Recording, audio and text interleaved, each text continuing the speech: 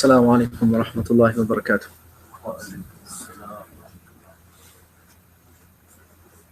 نحمده ونصلي على رسوله الكريم أما بعد.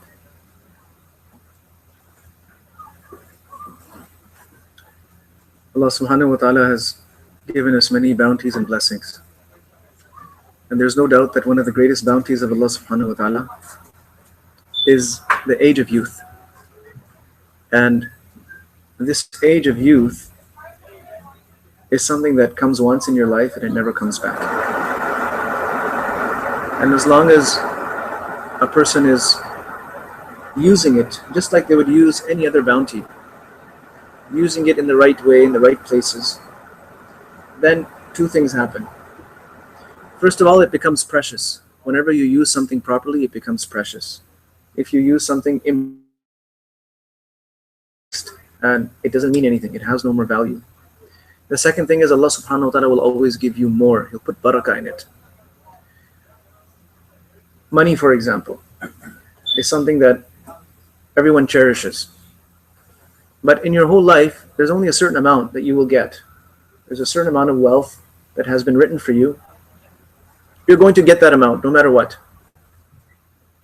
You have a choice about how you use that wealth. You can use it wisely. You could squander it, just throw it all away. You could do a little bit of both.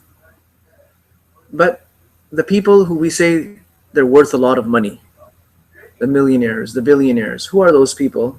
They're the people who put their money in the right place. They used it very, very cleverly, intelligently, and they managed to make more and more and more and more out of it. And for those people, because they're so worried about using it properly, it means a lot more. It's very valuable. So for those people, $10 or $20 will mean much more than a person who's just going to waste it on something. Why? Because those $10 or $20 are going to make double the amount for them, triple the amount for them. That money is going to increase. They're going to take those $10 and use it in such a way that they get $20 back. And they're going to take those $20 and use it in such a way that they're going to get $40 back. They're going to use the $40 and use it in such a way that gives them $80. And like this, they're going to increase and increase and increase. If you go around the world, you will see thousands of people who started out with little or nothing. They only had a few dollars. Some of them didn't even have their own money. They took it, whatever they had, or sometimes they borrowed. And they used it very, very cleverly. They put a lot of effort, a lot of time. And today those same people are, they're some of the wealthiest people in their countries. But initially it started out with a lot of hard work and making sure that no money goes to waste and no time goes to waste. The same thing happens with youth. There's only a certain amount that you will get during the course of your whole life. Some people stay younger longer, some people get older faster. And with youth comes energy, health, and a lot of things. But it's not really so much about how much of it you have. It's all about how you use it and how well you use it. So people who use their youth properly, and that means a few things. Using your youth properly means a lot of things. It means taking care of your body as well. Taking care of your health. Not doing things that are going to damage your body from inside or outside. Not taking unnecessary risks. It means using your time properly. Not just whiling away the time. And it means using your talents properly or developing your talents. If you do these 3 or 4 things, your youth is A, going to take you a long ways. It's going to last longer. And B, you're going to get more out of it than the next person.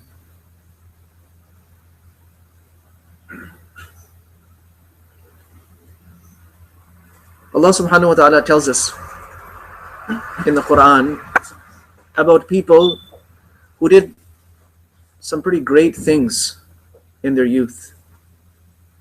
Now, when we talk about youth in the Quran, most people think of the story of Ashab al-Kahf, of the seven sleepers, the boys who were forced to leave their religion, and if they didn't leave their religion, they would be killed. So they went off into the mountains, they went to sleep, and they stayed sleeping for 309 years. Allah subhanahu wa ta'ala preserved their bodies in the cave. 309 years later, when they woke up, there was, of course, a different era, different century, different people, different everything. And when they came out and people learned who they were, and stories about these sleepers had been passed down for generations, then that whole area accepted Islam because of them. So that's a pretty famous story. Last year I had the good fortune of going there and actually seeing that cave. It's just on the outskirts of Amman, Jordan. And it's been very nicely preserved. And they even have the bones of those people, because after they came out and they became famous and all of those things, they decided to just stay there. They did not want to go out and lead a public life. So they stayed there. A masjid was made for them, and they ended up dying there and being buried there as well. But there are many other youngsters as well that the Quran talks about. But we don't necessarily look at them as youngsters. We look at them as other people. We look at them as prophets. The whole story of Yusuf alayhi salam is about the story of a youngster. A boy, initially just a young boy. And he was facing problems that anyone could go through. Anyone could experience those problems. He was experiencing jealousy. He was very gifted, talented, charming, and he had the attention of his father. And people around him didn't like it. In this case, it was his own brothers, and they plotted against him. They threw him into a well. Allah subhanahu wa ta'ala saved him. And the story goes on. He's sold as a slave. This man who is from the noblest family, once our Prophet sallallahu alaihi wasallam was asked, who is the noblest person? Who is the noblest person? So he said, Al-Karim, Ibn al-Karim, Ibn al-Karim, Ibn al-Karim. Yusuf ibn Yaqub ibn Ishaq ibn Ibrahim. The noble one who is the son of another noble one, who is the son of another noble one, who is the son of another noble one. And that is Yusuf, who is the son of Yaqub, who is the son of Ishaq, who is the son of Ibrahim, alayhi salatu wassalam, who are all prophets. And this is the only prophet that has been fortunate enough to be the fourth of 4 consecutive prophets, all in one bloodline, one ancestry. So he was the most noble person in terms of his lineage, in terms of his family. He's from the family of prophet, a prophet from 3 forefathers who were prophets. But there he is, living his life as a slave. But Allah subhanahu wa ta'ala shows us that honor and respect lies in his hands. It lies in his obedience. It has nothing to do with whether you're a master or a slave, or you're wealthy or you're poor. Allah subhanahu wa ta'ala has his own ways of giving people honor and giving them dignity and giving them respect. And then he runs into this big trial where he is tempted. And he's tempted by a woman who has influence over him. She's the wife of his master. She has control. And there is no place for him to escape. All the doors have been locked. So no place to run. But still, he remains loyal to Allah subhanahu wa ta'ala, and he makes a run for it anyways, running towards the locked doors. But as he runs to the doors, they start opening up on their own. One door opens up, another one opens up, another one opens up, another one opens up. And the doors keep on opening. And he goes through some more trials. He has to go to jail. But even in jail, Allah subhanahu wa ta'ala is honoring him. It shows us that a person could go through just about anything in life, but there's one thing that they need to have with them all the time. If they have that one thing, then there is no condition in this world that can disgrace them. And that one thing is obedience to Allah subhanahu wa ta'ala. If you have that one ingredient, you've got everything. And you will see how everything will work out in your favor. Always. It always does, it always has been, as long as a person maintains their loyalty to Allah subhanahu wa ta'ala. Even if the whole world gets together and tries to plot against someone, but they are true to Allah subhanahu wa ta'ala. They haven't done anything wrong. Allah subhanahu wa ta'ala will save them, will protect them. Allah subhanahu wa ta'ala says, وَإِن تَصْبِرُوا وَتَتَّقُوا لَا يَضُرُّكُمْ كَيْدُهُمْ شَيْئًا إِنَّ اللَّهَ بِمَا يَعْمَلُونَ مُحِيطٌ. As long as you have sabr and as long as you have taqwa, the plans of people cannot harm you. Because Allah subhanahu wa ta'ala has them surrounded. You might think that today you're surrounded, but remember Allah has them surrounded from behind as well. They can't escape the grasp of Allah subhanahu wa ta'ala. So Yusuf alayhi salam goes through this period of being in jail as well. And then he's requested to come out of jail. He says, no, I'm not going to come out. I need my name to be completely exonerated first. I need people to see me for who I am. And so Allah subhanahu wa ta'ala makes arrangements for that. And then after this, the next thing you know, he's ruling over one of the most important countries of the world at that time. So this is a system of Allah subhanahu wa ta'ala where He gives respect and honor, and He keeps on giving it. Yusuf alayhi salam was honorable and noble and loved when he was in his father's house as a child. He was honorable and noble and loved while he was living as a slave. He was honorable and noble and loved while he was in jail. And he was honorable and noble and loved while he was ruling the country. And if you look at the timeline, that honor and that nobility and that love that people had from it only increased. It never decreased. There was never a time when people started hating him or people liked him less. It just kept on increasing. He was loved first by his own family. That's it. Just by the people of his household. But his father, his mother, and other people in his area, of course, they loved him. They adored him. But all his other brothers, except for one, 10 of his brothers didn't like him. They hated him. Then he goes through the ordeal in the well. He comes out as a slave. But now a whole community of people starts loving him. Then he goes to jail. And he comes out. And now the whole country and the whole world loves him. And after he dies, all of humanity loves him. So it increases. The bounties of Allah subhanahu wa ta'ala increases. The one thing that is needed is loyalty to Allah subhanahu wa ta'ala. Never breach the trust of Allah subhanahu wa ta'ala. Musa alayhi salam is another youngster that Allah subhanahu wa ta'ala talks about in the Quran. Allah subhanahu wa ta'ala speaks about how his mother sent him off in a box just to save him from the armies of Fir'aun, who used to go every second year. They used to go and kill all the male children. All the boys that were born would be killed. They would be slaughtered. Girls would be allowed to live because they needed them for their work, as slaves.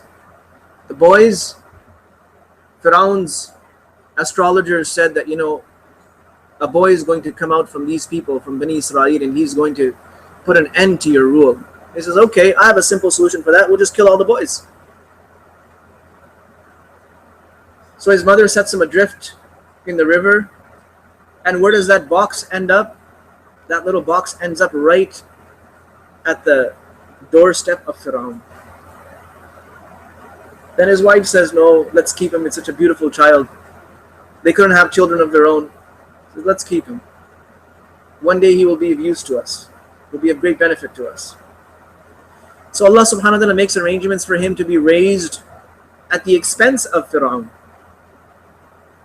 In the royal palaces, having all the amenities that money could buy at that time. But then he goes through this, as he grows up, he sees the oppression. He sees how unfairly Fir'aun treats the people. He sees the injustice. And he promises himself that one day I'm going to set all of this right. And I will never be a supporter for those who hurt other people. I will not support those people. I will never support the oppressors. And so he grows up. And one day, an incident happens where two people are fighting. One is from the tribe of Musa alayhi salam, and the other is from the tribe of Fir'aun. The one who is from the tribe of Musa alayhi salam asks him for his help. He says, help me, this guy's going to do something to me. So Musa alayhi salam gets mad. He's already upset that these people, they kill the Israelites, they punish them, they enslave them. There is no place for them in society. They have to live like beggars and paupers. So he says, you know what, I'm going to show this guy, I'm going to teach this guy a lesson. And he decks someone. But Musa alayhi salam was very strong. That one punch knocked the guy out permanently. He died. Now Musa alayhi salam is afraid. What's going to happen? I didn't intend to do this. Right away, he turns to Allah subhanahu wa ta'ala. He asks Allah subhanahu wa ta'ala for forgiveness. And he doesn't know what to do. He's scared. The next day, he sees the same person from his tribe in a fight with another person. And he says, it means you're the troublemaker. You're going around picking fights. So Musa alayhi salam said, let me set you straight now. So the man cries out. He says, oh Musa, do you want to kill me just like you killed the person yesterday? Now everyone hears this. So news reaches Fir'aun. Fir'aun is already upset at Musa alayhi salam because he does not support him. He supports the people of Bani Israel. He supports the weak. He supports the oppressed and not the oppressor. Fir'aun is already fed up with him and he says, you know what, this boy is going to create an uprising against me. So he calls his council together and says, let's finish him, let's get him killed. So he goes off. Somebody comes and tells Musa alayhi salam that they have decided in their council that they want to kill you. You better leave from here. So Musa alayhi salam leaves. He goes towards Madian. And Madian is now he was in Egypt. He travels and keeps on traveling until he reaches a place called Madian. And I've been to Madian. Madian is also in Jordan. It's a small town. Now he goes there and he is making dua that, oh Allah, save me from the oppressors, save me from those that are doing wrong. Now he sees a group of people at a well and the shepherds are pulling water for their animals. And there are two young ladies standing on one side. They also have animals, but they're not allowing their animals to go close to the water. So he asks them, what's wrong?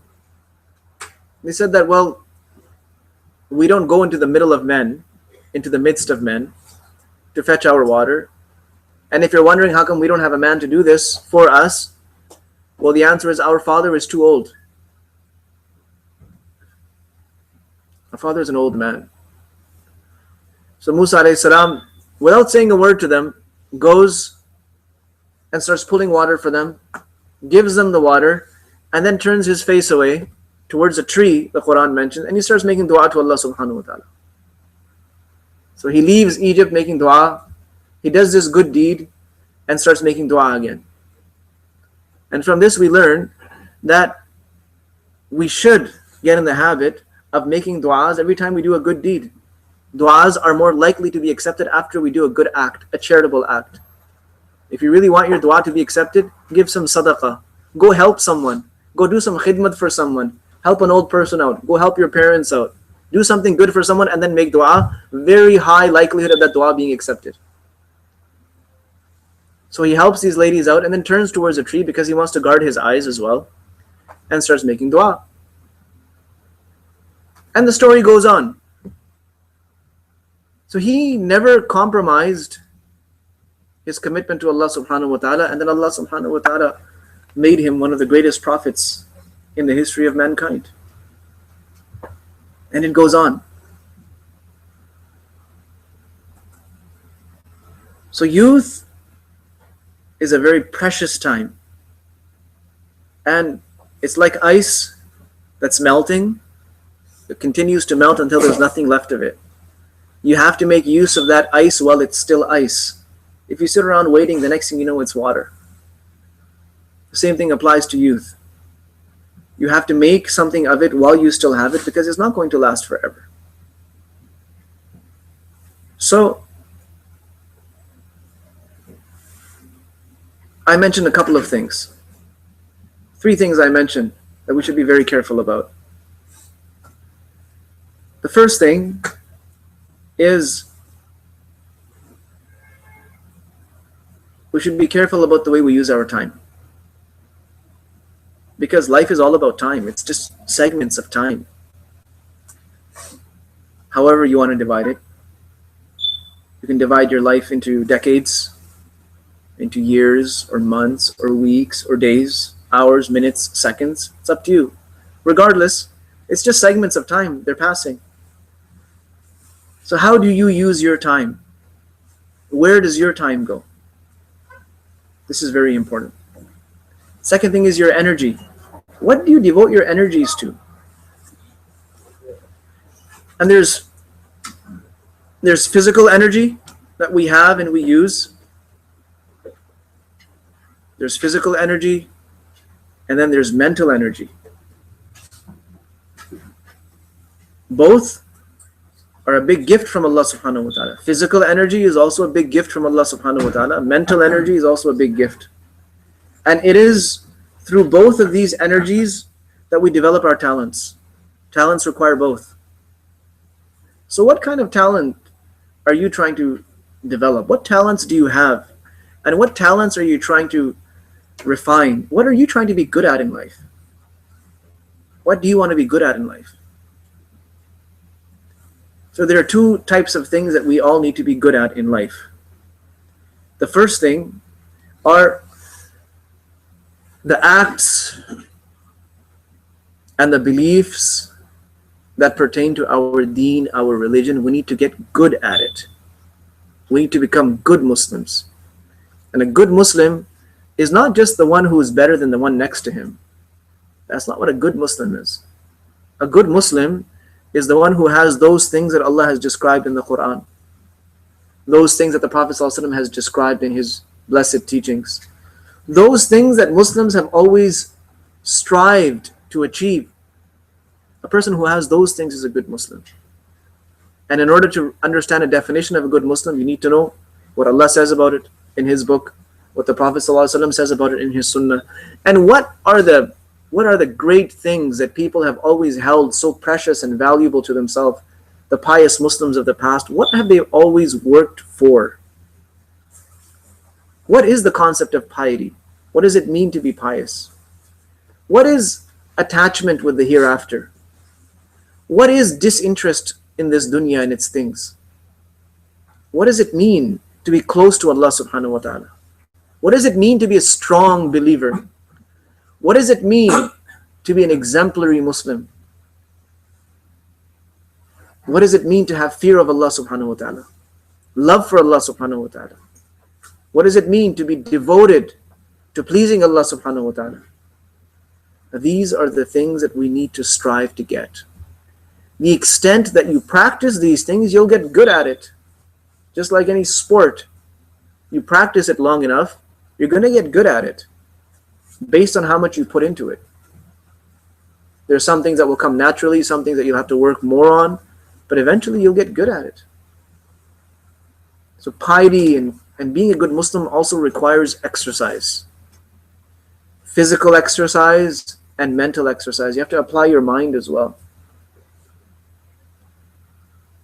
It's interesting how much of our minds we use when we're at school and how little of our minds we use when we're dealing with our religion.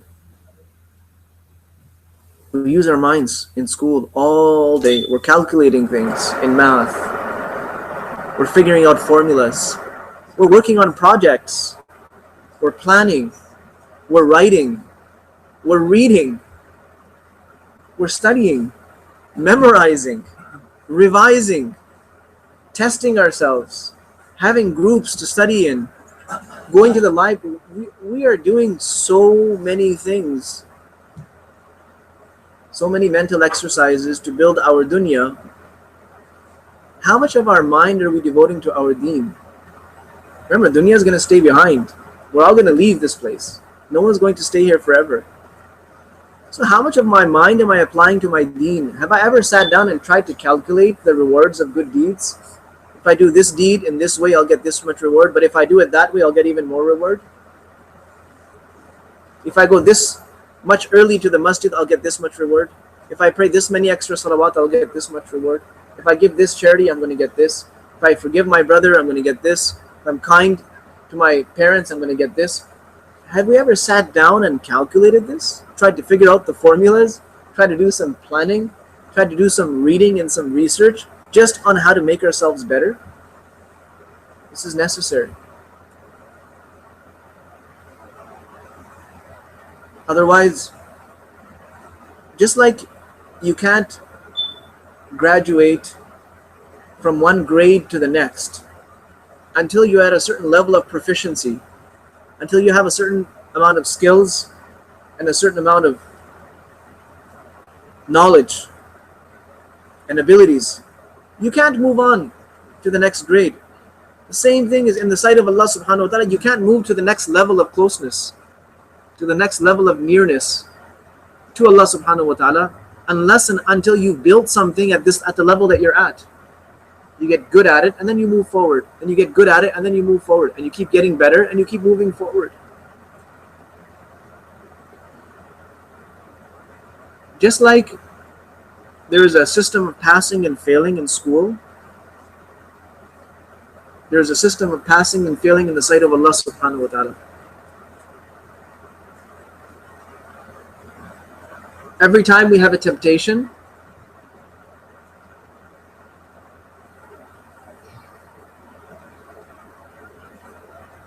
we will either respond to it in a way that pleases Allah or in a way that displeases Allah. If we respond to it in a way that pleases Allah, we've passed that test. That was a quiz that you aced. Now you're moving to the next level. If you respond to it in a way that displeases Allah, you failed and now you've come back a level. Every good deed takes you forward. Every bad deed brings you back. So what would you think about a person who's stuck in grade 1 for their whole life? Wouldn't you feel sorry for them? It's a poor guy. 10 years now. He should be in grade 10, but he's still in grade 1. Why? Because he just didn't build in him what it takes to reach grade 2 and then grade 3 and 4 and 5. Just didn't do it. He's stuck there. And can you imagine a person who reaches the age of like 40 and they're still stuck at grade 1? They haven't passed grade 1. Wouldn't you feel so bad for that person? It's the same thing in deen. There are some people that never pass grade 1. They might pass it in school. They might even get through university. They might even have a career. But in the sight of Allah, they're still stuck at grade 1. They're not moving forward.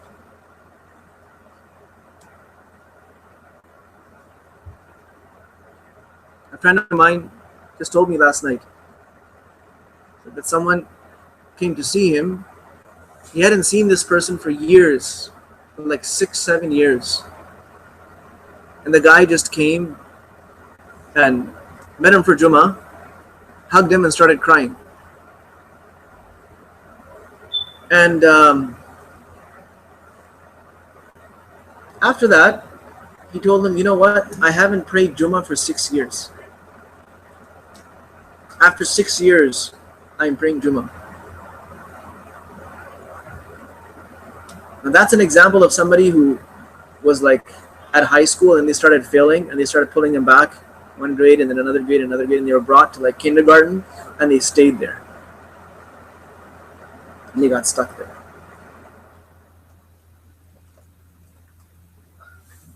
They do that in schools sometimes. When you change schools, you want to go into grade 5, they say, oh, well, sorry, you're not ready for grade 5. We need to pull you back into grade 4. So you get demoted down one level, downgraded. So imagine somebody keeps getting downgraded until they're back to kindergarten. This is what happens with us in our dealings with Allah subhanahu wa ta'ala. Just like it happens with us in the real world.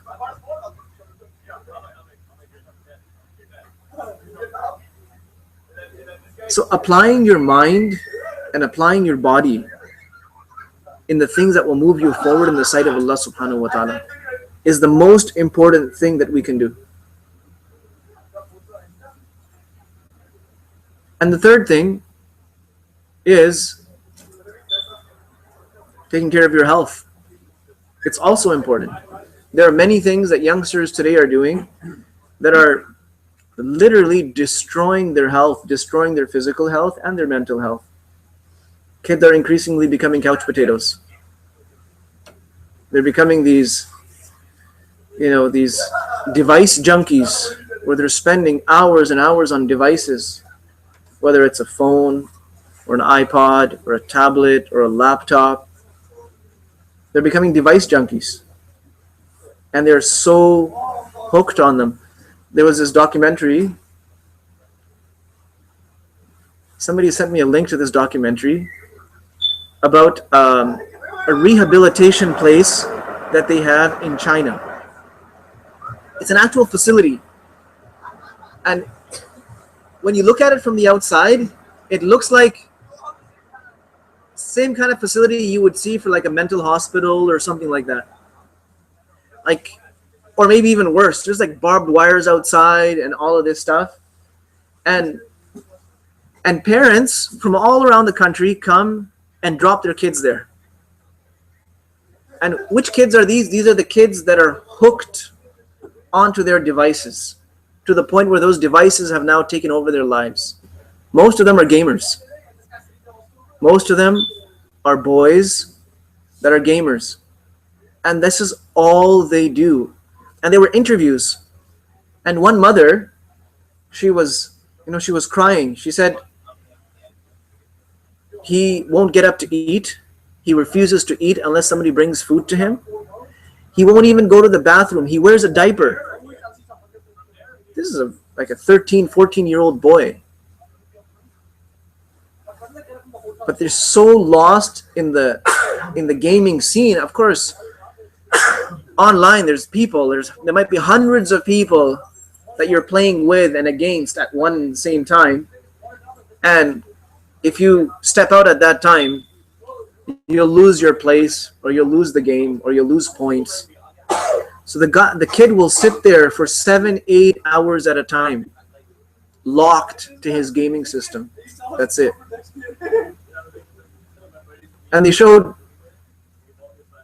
parents dropping these kids off, and the kids are crying and screaming and kicking and doing everything. And they have like proper, like paramedics who come and take the kids and, get them inside. And then inside is like a dorm, and they have all of these. It's a whole rehab center for people that are stuck in this mindset of gaming. For others, it's just they're addicted to watching stuff online. They're addicted to it. They can't get off it. There are certain websites that they're spending all their time on it. And they can't get, they're not studying, they're not eating, they're not socializing, some of them are stuck on social media. They're stuck on social media, that's it. Their Facebook or their whatever platform they use, it has overwhelmed them and taken over their whole life. That's all they do. Can you imagine a person who is so active in social media but can't have a decent conversation with their parents? They're social only through that media. At home and in real life, they're completely antisocial. They don't want to talk with anyone. They don't want to meet anyone. They don't want to go out with anyone. They don't want to do anything. They don't want to play. Completely antisocial. They eat by themselves in front of their computer. That's where they sleep. That's where they do everything. And so now they have rehab centers for these kinds of people.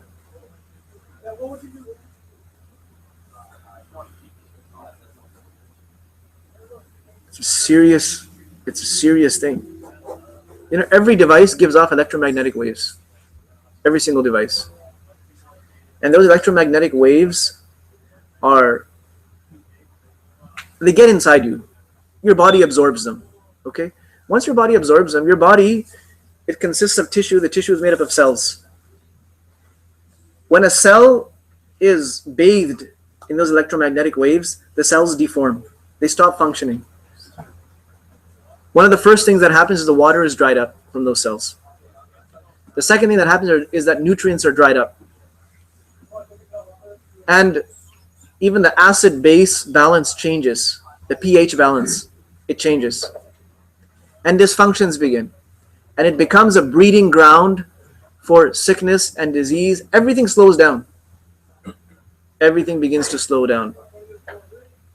Any optometrist will tell you about the harms of looking at screens. What happens if you stare at screens all the time? It's going to weaken your eyesight. Why? Because every time you're looking at a screen, you're actually looking at a light. A screen gives off light. It's like staring at a light bulb. It's just different colors. So it's not good for your eyes. It's throwing out these waves.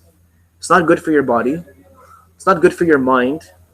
And the younger the children are, the quicker their bodies take effect from it. And all kinds of things. Kids are getting all kinds of, sicknesses and diseases that people can't figure out. You're getting these kids with arthritis at the age of 3, at the age of 4. You're getting kids increasingly, children with diabetes, children with all kinds of dysfunctions. That's just one example of not looking after. Okay, when you need to use a device, you need to use a device. Okay? It could be for school, it could be for work, it could even be just to have some fun. But if that's all you're doing, you're hurting yourself. And we're constantly getting statistics from doctors, from experts, researchers. We're saying, look at, this is how the mental processes slow down in a child that's constantly just online or constantly on games. This is how their mind slows down. This is how they're not able to process things as fast as other children are. This is how they're physically unwell and unhealthy. This is how they become lazy. And then obesity is another problem, because once you get used to having fun, sitting down, not moving, you get used to it. Everyone has a certain sense of laziness in them. That's it. And now you have another kind of a problem. Kids are just not healthy. They're not getting enough activity. They're not getting enough exercise that the body actually needs just to stay healthy. So there are many things like this. There are many things like this that we need to be very careful of, because it's harming us. It's your youth. And the thing about youth is, however you use it, in whatever activities you use it, it's going to affect you for the rest of your life. There's no such thing as using your youth in one way and then spending the rest of your life without the consequences of it. You can't escape the consequences of what you do in your youth. You just can't. They stay with you. The physical somebody who misuses their body when they're young, they have to deal with it when they're older. If you keep injuring yourself while you're young, you might be able to take it because your body is strong, it's resilient, you can handle the pain, it heals. But wait till you get older, and you'll see how those injuries come back and they affect you in a very serious way. They're debilitating. Same thing for habits. When you build a habit in your youth, it stays. And in the period of youth, the example is like that of a flexible twig. You can bend it to many different shapes. It's green, it's flexible. But as you get older, as you come out of that, it starts becoming harder and more brittle. And then if you try to change it, it's probably just going to snap. It becomes very, very difficult to change. So you can become anything in your youth. And it's very difficult to become something all over again. From scratch, after you're past your youth. So these are some of the things that we need to be very, very concerned about, and we need to take very seriously. And you will see that it's also very easy to get close to Allah subhanahu wa ta'ala in your youth. It's very easy. It's the most beautiful time. And it's the easiest time to get close to Allah subhanahu wa ta'ala. And that consequence, the nearness to Allah subhanahu wa ta'ala, is also something you will enjoy for the rest of your life. Just like a person who takes care of their health at that time will enjoy good health for the rest of their life. You build your connection with Allah subhanahu wa ta'ala, you will enjoy it for the rest of your life. Lay a foundation of piety now in your life. It's going to stay with you, inshallah.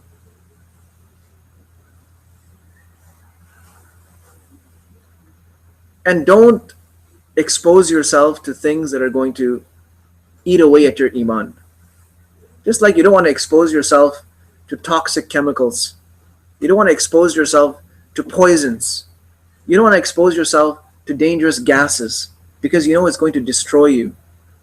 The same way, there are poisons that destroy our iman. They destroy our piety. They destroy our bond of loyalty to Allah subhanahu wa ta'ala. So you need to identify those and keep yourself at an arm's length from them.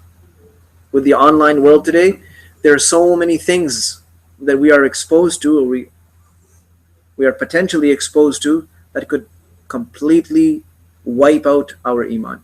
Completely. And it's happened, and it's happening with youngsters here. They'll go on these online searches, and they'll go on and on for months, and they'll be exposing to themselves to elements that destroy their iman, create doubts and suspicions in their heart, even about the existence of Allah subhanahu wa ta'ala himself. Somebody walks away with doubts about the Prophet sallallahu alaihi wasallam. Somebody walks away with doubts about certain aspects of Islam. Somebody walks away with doubts about certain aspects of the history of Islam. Somebody walks away with doubts about the Muslims of the world. They're walking away with all kinds of doubts, and then those doubts, because you're giving them, you're entertaining them, you're allowing them to stay. They get stronger and stronger and stronger to the point where people say, you know what, I don't even think I believe anymore.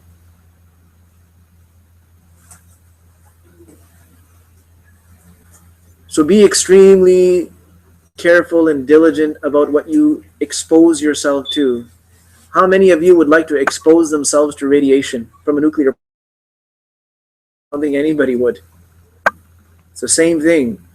Exposing yourself to elements of kufr, elements of shirk, elements of nifaq, hypocrisy, elements of disobedience to Allah subhanahu wa ta'ala. It's just like that nuclear radiation. It's going to destroy you from inside. So with these words, we will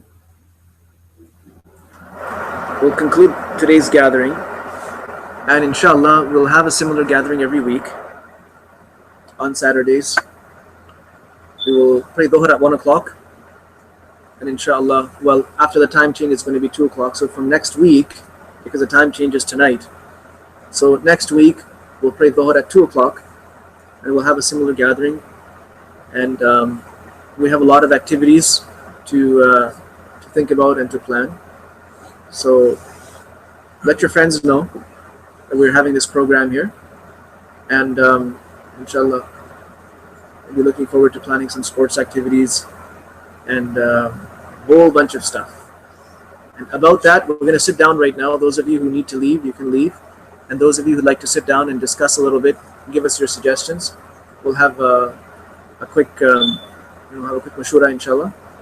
And all of you, before you leave, you should make sure you have the refreshments that the brothers have prepared. All right?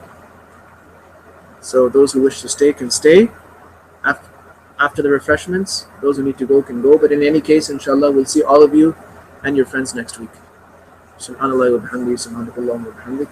Ashhadu an la ilaha illa anta astaghfiruka wa atubu ilayk. Subhana rabbika rabbil izzati amma yasifun. Wa salamun ala al-mursaleen walhamdulillah.